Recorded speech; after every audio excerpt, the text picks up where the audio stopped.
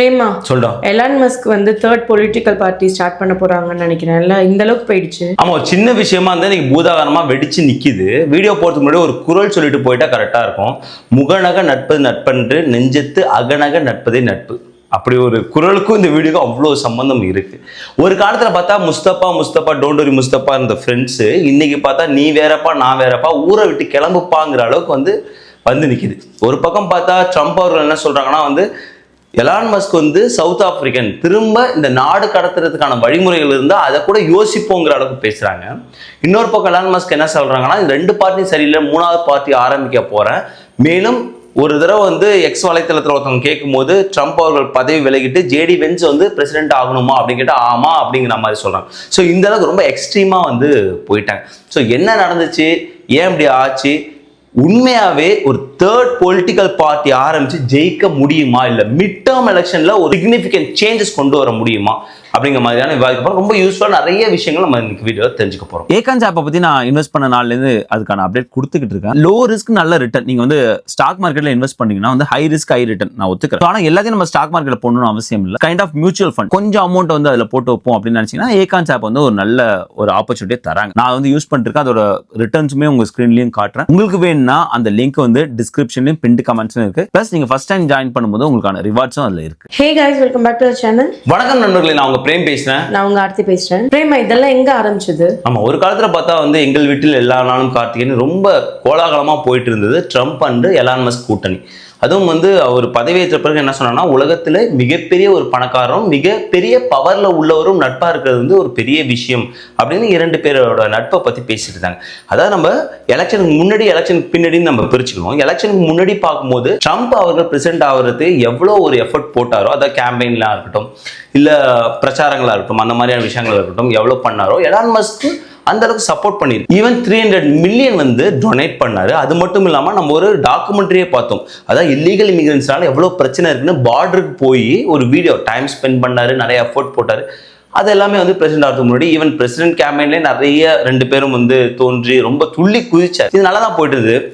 எலெக்ஷன்ல ஜெயிச்சாங்க, அப்பயுமே நல்லா தான் போயிட்டு இருந்துச்சு. டாஜ்னு ஒன்று ஆரம்பிச்சாங்க, டிபார்ட்மெண்ட் ஆஃப் கவர்மெண்ட் எஃபிஷியன்சி. நிறைய பேர் ஸ்பெண்டிங் கட்ஸ் தான் அதோட வேலை. அந்த டாஜை பற்றி தெரிஞ்சுக்கணும். ஸ்பெண்டிங் கட் தான் அவங்களோட பிரைமரி கோல். நிறைய பேர் ஃபெடரல்லேருந்து வேலை நிறுத்தம் செஞ்சாங்க, நிறைய கான்ட்ராக்ட்ஸ் க்ளோஸ் பண்ணாங்க, நிறைய கவர்மெண்ட்டுக்கு ஸ்பெண்டிங்கை கட் பண்ணி ரெவன்யூ அதிகப்படுத்துறதுக்கு இந்த மாதிரி நிறைய வழிமுறைகள் செஞ்சாங்க. டாஜ்லேருந்து எலான் மஸ்க் பதவி விலகினார். ஒரு பில் எல்லாத்தையும் மாத்துச்சு. நம்ம 2 வீடியோவை பார்த்தோம்ல, அந்த பில் தானே. எக்ஸாக்ட்லி. ஸோ போன வீடியோலையும் பார்த்தோம் பிக் பியூட்டிஃபுல் பில், எவ்வளோ டாக்ஸ் சேவிங்ஸ் இருக்கு நமக்குன்னு. நிறைய பேர் அந்த எக்ஸல் ஷீட் கேட்டிருந்தீங்க. போன வீடியோவில் ஒரு ஸ்மால் தவறு நடந்தது. என்னன்னா 2025க்கான ஸ்டாண்டர்ட் டிடக்ஷன் நான் $30,000 அப்படின்னு சொல்லியிருந்தேன். மன்னிக்கவும், அது $31,500. என் மேலே உள்ள தப்பு தான் அது. ஸோ அதெல்லாமே சரி செஞ்சுட்டு அந்த எக்ஸல் ஷீட்டை நான் உங்களுக்கு ஷேர் பண்ணுறேன். அதில் ஐட்டமைஸும் கொடுக்குறேன். அந்த பில்லில் நம்ம டாக்ஸ் சேவிங்ஸ் மட்டும்தான் பார்த்தோம். ஆனால் அந்த பில்லில் ட்ரிகர் ஆன விஷயம், அதாவது எலான் மஸ்க் ட்ரிகர் ஆன விஷயமா பிரசிடென்ட் ட்ரம்ப் அவர்கள் சொல்றது என்னன்னா, நாங்கள் இவி கிரெடிட்டை தூக்கிட்டோம், அதாவது எலக்ட்ரிக் வெஹிக்கிள் கொடுக்குற ஃபெடரல் கிரெடிட்டை தூக்கிட்டோம். இதுதான் எலான் மஸ்க்கு பிடிக்காம இந்த கவர்மெண்ட்டுக்கும் எனக்கும் எதிராக பண்ற எல்லா வேலைக்கும் பிள்ளையார் சொல்லி அப்படின்னு சொல்லியிருக்காங்க. டெமோக்ராட்ஸ் தானே ஆனா இதை கொண்டு வந்தாங்க. கரெக்ட். இது ஆதி காலத்துல இருந்தது. அதாவது electric vehicles rebate or credit இருந்தது. அதுல டெஸ்லா எலிஜிபிளா இல்லை. காரணம், டெஸ்லா அந்த அதுல ஒரு கிரைட்டீரியா இருந்தது, எவ்வளோ வெஹிக்கிள்ஸ் கொடுக்கணுங்கிற கிரைட்டீரியா இருந்தது. அது எக்ஸிட் ஆனதுனால நிறைய டெஸ்லாவோட மாடல் எலிஜிபிளா இல்லை. ஆனா டெமோக்ராட்ஸ் என்ன பண்ணாங்கன்னா, அந்த ஒரு கிரைட்டீரியா தூக்கிட்டு எல்லா வெஹிக்கிளும் சொன்னாங்க. ஸோ அது என்னாச்சுன்னா டெஸ்லாவை எலிஜிபிள் ஆக்குனுச்சு. ஸோ ஃபெடரல் டாக்ஸ் கிரெடிட் இருக்கிறதுனால மிக முக்கியமாக நம்ம இந்தியர்கள் எல்லாரும் முண்டி அடிச்சுட்டு போய் டெஸ்லா வாங்கினாங்க, நம்ம பார்த்தோம். பிளஸ் டெஸ்லா 0% ஃபைனான்சிங் கொடுத்துருந்தாங்க. ஸோ எல்லார் கையிலுமே டெஸ்லா போச்சு. அது ரொம்ப முக்கியமான ஒரு சேஞ்சஸ். ஈவன் தான் டெமோக்ராட்ஸ் கொண்டு வந்தாலும் அதை அவங்களே எதிர்த்தாங்க எலான் மஸ்க். காரணம் அவங்களோட ஸ்பெண்டிங் அதிகமாக இருக்குது. எனக்கு நல்லா ஞாபகம். எலான் மஸ்க் என்ன சொன்னாங்கன்னா, டெமோக்ராட்ஸோட பட்ஜெட் ரீகன்சிலேஷன் பில் வரும்போது ஒரு இந்த கண்ட்ரி மட்டும் ஒரு பிஸ்னஸாக இருந்ததுன்னா, ஒரு வியாபாரமாக இருந்தால் என்னைக்கோ பேங்க்ரப்சி ஆயிருக்குங்கிற அளவுக்கு எதிர்த்தாங்க. ஸோ இதெல்லாமே அப்போ நடந்துச்சு. அது எல்லாமே நல்லா போயிட்டு இருந்தது. ஏன்னா ரிபப்ளிகன் சப்போர்ட்டாக பண்ணிட்டு இருந்தாங்க, எல்லாமே பண்ணாங்க. இந்த பில்லில் அந்த ஒரு விஷயத்தை தூக்குனது தான் எலான் மஸ்க் ட்ரிகர் ஆனதா பிரசிடென்ட் ட்ரம்ப்பும் அவங்களோட சகாக்களும் சொல்லிக்கிறாங்க. இதை பத்தி எலான் மஸ்க் என்ன சொல்லியிருக்காங்க? எலான் மஸ்க் என்ன சொல்றாருன்னா, அதெல்லாம் எனக்கு பிரச்சனை இல்லை. என்னோட பிரச்சனை எதுனா, நாங்க டாஜ்ல என்ன பண்ணோம், கவர்மெண்டோட ஸ்பெண்டிங்கை குறைச்சோம். கவர்மெண்ட்டுக்கு இதுக்கு மேலே கடன் வாங்கக்கூடாது. ஏன்னா நான் அதில் வந்து ரொம்ப கிளியராக இருக்கேன். ஸோ கவர்மெண்டோட ஸ்பெண்டிங் இதுக்கு மேலே ஏறக்கூடாதுங்கிறதுல நான் கிளியராக இருக்கேன். ஆனால் நீங்கள் என்ன பண்ணுறீங்க, இந்த பில்லில் கவர்மெண்ட் கடன் வாங்கும் தொகையை ஏற்றிருக்கீங்க. ஸோ அவளை ஏற்றிருக்கும் போது இன்னும் ஒரு கடன் சுவையை இந்த நாடு மேலே திணிக்கிற மாதிரி இருக்கும். இது எனக்கு உகந்ததா இல்லை அப்படின்னு அவர் சைடில் வந்து எதிர்க்கிறார். இரு சைட்லையுமே வேற வேற காரணங்கள் சொல்கிறாங்க. எப்படியும் அந்த ஒரு ஃப்ரெண்ட்ஷிப் வந்து இப்போ ஸ்பிளிட் ஆயிடுச்சு. அது எந்த அளவுக்கு ஸ்பிளிட் ஆயிடுச்சுன்னா, ட்ரம்ப் அவர்கள் இவர்களை நாடு கடத்த வழி இருந்தாலும் அது செய்வேங்கிற அளவுக்கும், எலான் மஸ்க் அவர்கள் 3வது பொலிட்டிக்கல் பார்ட்டி இந்த நாட்டுக்கு அமெரிக்காவுக்கு தேவைன்னு அமெரிக்கா பார்ட்டின்னு தொடங்குறதுக்குமான ஒரு புள்ளியார் சொல்லியை போட்டுடுச்சு. இப்போ தேர்ட் பார்ட்டியில் இங்கே ஜெயிக்க சான்சஸ் இருக்கா? நான் என்னை பொறுத்த வரைக்கும் எப்படி தெரியுமா ஆர்த்தி, மோனோபோலிங்கிறது ஒன்றுங்கிறது மட்டும் எனக்கு மோனோபோலி இல்லை. உனக்கு 2 ஆப்ஷன் மட்டுமே கொடுக்கறது நான் மோனோபோலி தான் நினைக்கிறேன். ரிப்பப்ளிகன்ஸ் ஆர் டெமோக்ராட்ஸ் கொடுக்கறதுமே இந்த மோனோபோலி தான். வேற வழி இல்லையா, மக்களுக்கு ஏதோ ஒரு இடத்துல வந்து போய் நிற்க வேண்டியதாக இருக்குது. ஸோ மல்டிபிள் ஆப்ஷன் இருக்குதுங்கிறத நான் சப்போர்ட் பண்ணுற ஆள் தான்.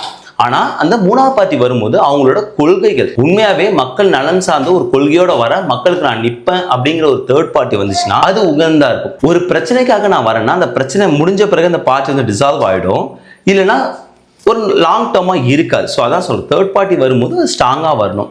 நீ அமெரிக்கா ஹிஸ்ட்ரியில் ஒரு 1992 கடைசியாக ரொம்ப வருஷம் போனால் 1992 பார்க்கும்போது இண்டிபெண்டன்ட் கேண்டிடேட் ஆல்மோஸ்ட் வந்து 18% அப்படின்னு வந்து எடுத்திருந்தாங்க. அதன் பிறகு அந்த அளவுக்கு நம்பர் வரவே இல்லை. அப்போ எலான் மஸ்கால ஜெயிக்க முடியாது அவங்க என்ன சொல்றாங்க?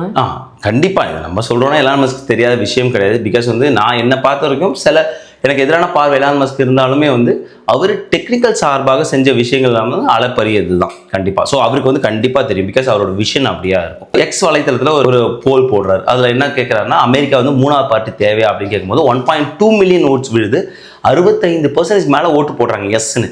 ஆனால் அது எல்லாமே ஓட்டா மாறுமாங்கிறது நம்பர் 1 கொஸ்டின். என்ன சொல்றாங்க, மேலும் வந்து மிட் டேர்ம் எலெக்ஷனில் நாங்கள் வந்து ஹவுஸில் வந்து ஒரு 8லேருந்து செனட்லேருந்து 2லேருந்து 3 சீட்டு வரைக்கும் வர வாய்ப்பு இருக்குன்னு சொல்றாரு. மிட் டேர்ம் எலெக்ஷன் எப்போ வருது, அதில் சான்சஸ் இருக்கா?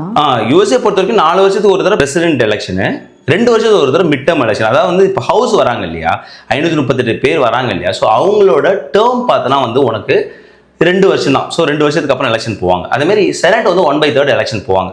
ஸோ ஹவுஸ் வந்து ஃப்ளிப் ஆகிறதுக்கு வாய்ப்பு இருக்குது எவ்ரி 2 இயர்ஸ். ஸோ அது வேற விஷயம். பட் செனட்டில் மேக்ஸிமம் பார்த்தா திரும்பவும் வந்து ரிப்பப்ளிகன்ஸ் தான் வர வாய்ப்பு இருக்குது. இப்போ வந்து 3 ஓட்டு அதிகமாக இருக்காங்க. ஸோ செனட்லையுமே சான்ஸ் கம்மி தான்.